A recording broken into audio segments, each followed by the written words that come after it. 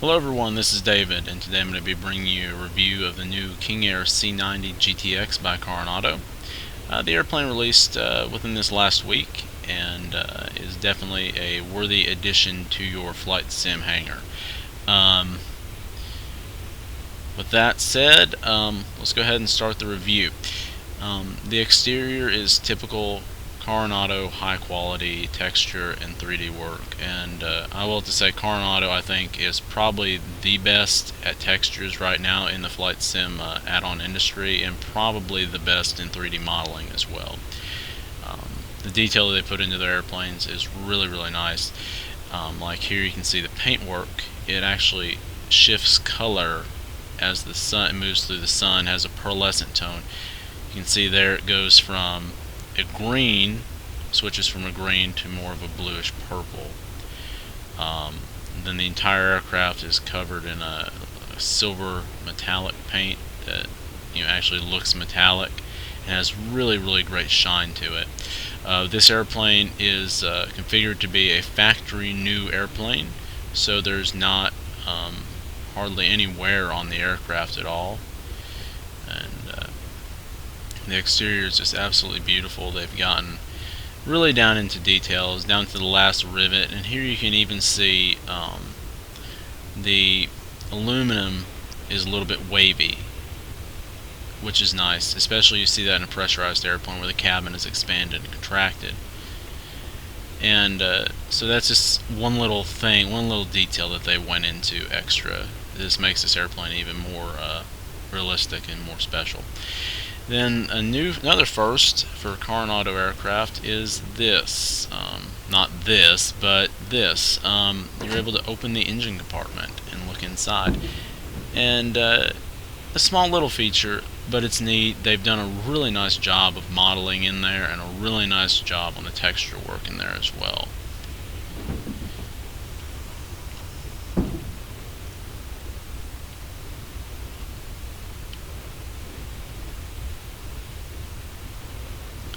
Now, I know some of you probably own the King Air C90B, and are going, well, it's the same airplane. Well, it's really not. This is a major departure from that airplane. That C90 is more reminiscent of the 1970s C90 that I flew, right seat in. And basically, the two airplanes, same airplane, but they're not the same airplane. And back to the exterior, just look at the nice, beautiful shine they've put on there and the detail they've went into on the wing. I mean, everything looks really nice. The bump mapping is just wonderful. Got really nice details down there at the landing gear. Just really impressive airplane. All right, let's go inside and see what we got in here. Oh, there we go. All right. In the VC, it's pretty much the same thing. Super high quality textures, super high quality 3D modeling, and just really nice. The new avionics package, the Collins Pro line, is a major departure from the steam gauge C90, and basically it's a whole new panel. And you've moved from having a GNS 530 in there to having two FMCs, which is nice. And these do work, and these are use Navigraph, so you can update it. But the aircraft comes with Navigraph 2013, which is all you need for doing all the approaches and stuff like that in Flight Sim. You don't really need anything newer than that, because Flight Sim is an old program. In the back seat, you have really nice modeling, and it just kind of continues, and the texture work back here is wonderful as well. And shut the door there. And the animations back here have the opening and closing tray tables on both sides, and then the windows will polarize just like the real one. So you close that, kind of blocks out the sun a little bit. And that's just a nice view right there of the VC with the shadowing in prepared 3D V3. And you can also see the reflections show a little bit better on the shadowed areas, or the lit areas versus the unlit areas. nice reflections on the glass there in the VC on the fuel gauges. Alright, let's go ahead and get this thing started and get on our way. Turn the batteries on. And we'll go ahead and start on the left first. Wait till we get 11% of N1 here. Oop. It lit off for me. I guess the flight sim didn't take my mixture controls being all the way back. But anyway, if you wait until 11% introduces a small amount of fuel, you won't get that big jump forward that you usually do with the turboprops. And I thank a user, or not a user, a viewer of mine for pointing that out to me. Once again, just leave it all the way back until that point of 11, and just bring it in just a little bit. Just spool up nice and calm. We can bring the avionics online, and I'm not going to go through programming the FMC or anything like that today. Today's just kind of a raw review. I will do a tutorial in the airplane later of how to use the Collins systems, and it's basically what all this stuff does, and kind of a cold and dark startup. Well, I kind of did that anyway, but basically just go through all the procedures in the airplane, because there is a checklist included in the documents package with this airplane. We go ahead and turn these off because we don't need them. And in case anyone who has this airplane is wondering, this is turned on by this switch down here, your standby instruments switch. There.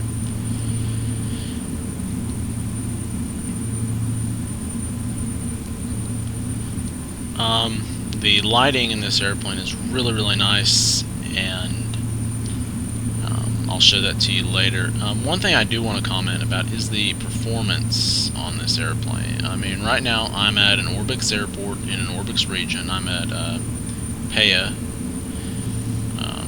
Yucatan or something like that. Anyway, I'm at that airport, and right now I'm on the runway in the airplane with everything but powered up, and I'm getting 50-something FPS. I mean, I think it's averaging about 55 FPS, and I have it capped at 60. I see sometimes it popping up to 60, so I think it's just kind of right in that area. Anyway, it's a super nice performance,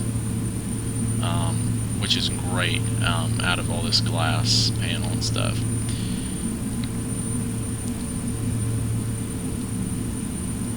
The only gripe I have about this airplane, which is a gripe I have about every single Carenado airplane that I've reviewed, is this.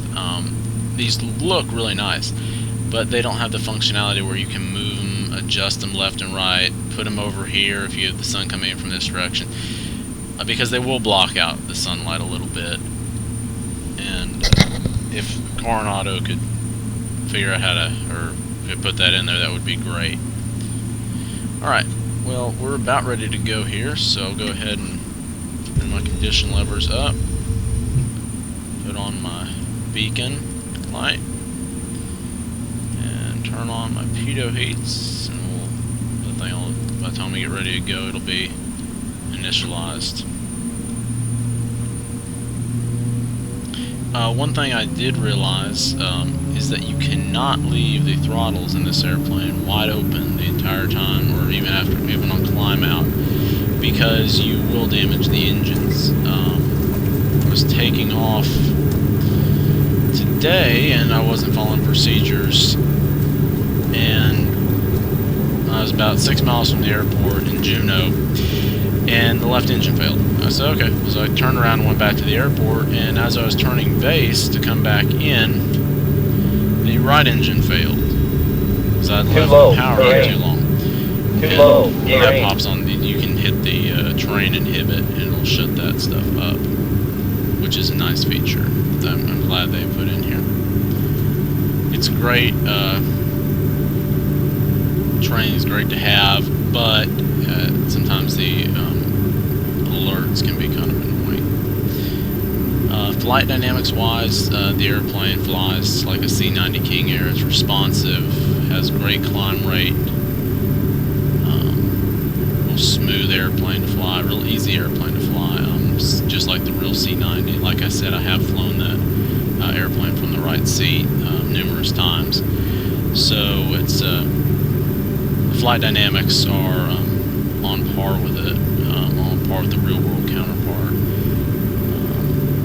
In an FS, it's just really a joy to fly this airplane. It's just so smooth and responsive, and really just kind of does what you want it to, and it's overall a great airplane.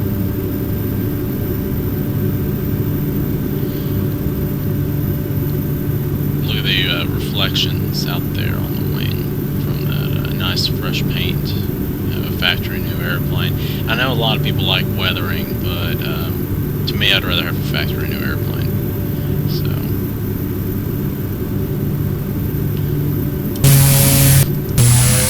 anyway, when you're in the air, the exterior looks even better than it does on the ground.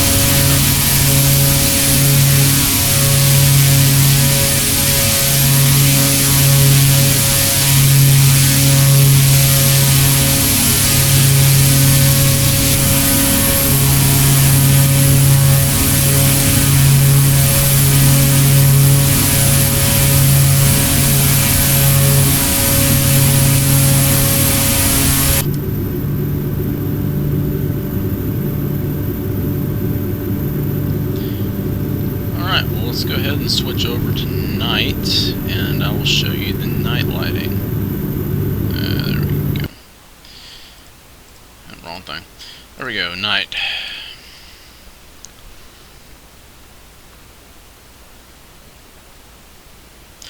Just in case any of you might have noticed, I did change the channel name from my name to All Things Flight Sim. And the reason I did this is because basically the channel's not about me, it's about Flight Sim. So I did change the channel name, in case anybody caught that. I was wondering, like, wait a second, who is this? Anyway, definitely should have turned the panel lights on before I, 2500. Did that. Switch to night. I seem to forget to do that every time. And you can adjust these up to 100%.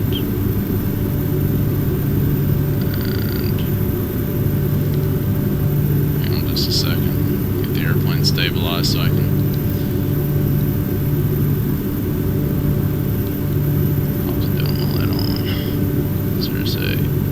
So there's obviously an overhead light switch here. That's got to figure out which one it is. Knob on.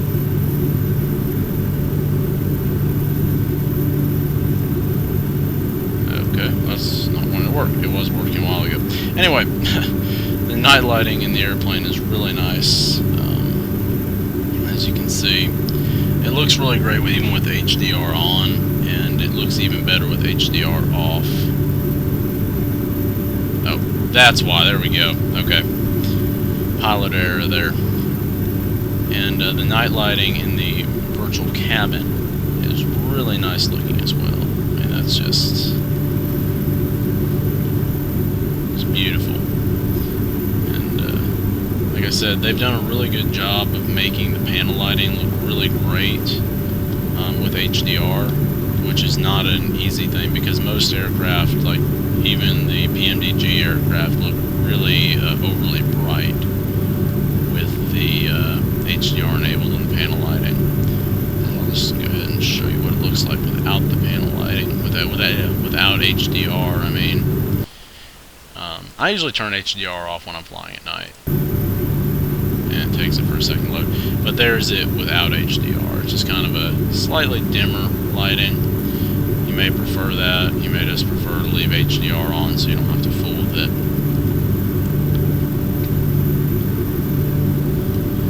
The King Air is a really fast airplane. That it's really slick. It's not hard to overspeed the airplane, and it's actually difficult to get it slowed down.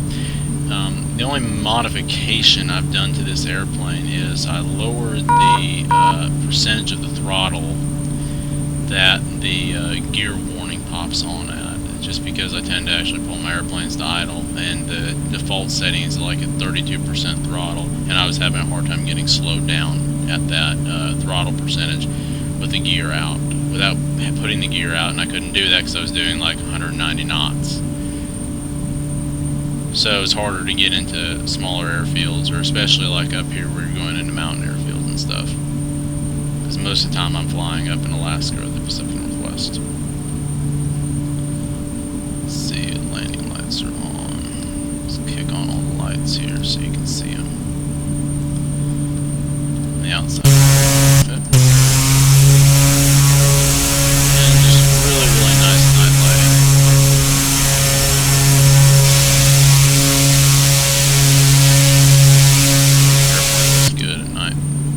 Alright, go ahead and arena for landing here.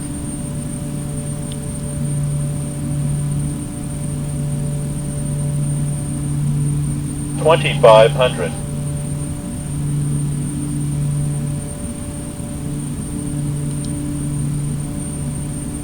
I just can't get over how nice this panel looks, especially at night. It looks great during the daytime, but I'm a sucker for blue lighting in a cockpit, and this panel just this airplane will give me many hours of enjoyment, and if you purchase it, I can tell you that it will do the same for you. It's probably one of the best releases of this part of the year. I mean, not 2016 but 2015 as well. It's just a good release. Drop the gear, and the gear speed on this is like 180 knots, I want to say, so it's pretty high gear speed. And with a turboprop, you'll want to leave just a little bit of power on, because these engines do take a while to spool up, and if you have them all the way pulled back, it's just longer to get that power up to you. 300. You really may need it.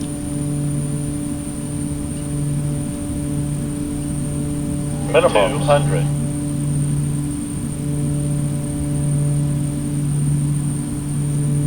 100.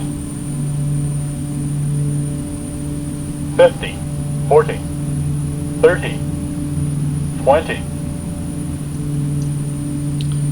And for some reason, I guess because the airports aren't compatible, the runway lights aren't working in any of these airports, Orbix airports, because they're not compatible with P3Dv3 yet.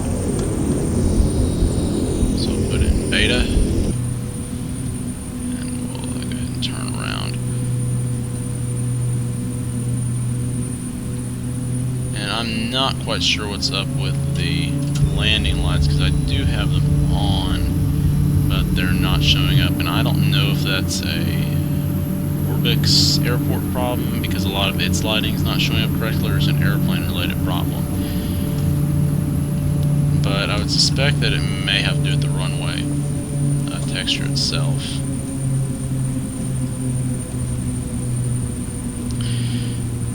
But alright folks, well, it kind of sums everything up. Would I purchase this airplane? Yes, I would. It's an extremely nice airplane, an extremely worthwhile purchase to make. And if you already have the King Air C90B, you get a $10 discount on this airplane. So basically, you get a really nice upgrade from that airplane to this. Alright folks, well, I hope you enjoyed the review. Please like the video and subscribe. It certainly helps me out. I'll continue to make these videos. So hope everyone has a good one. Goodbye.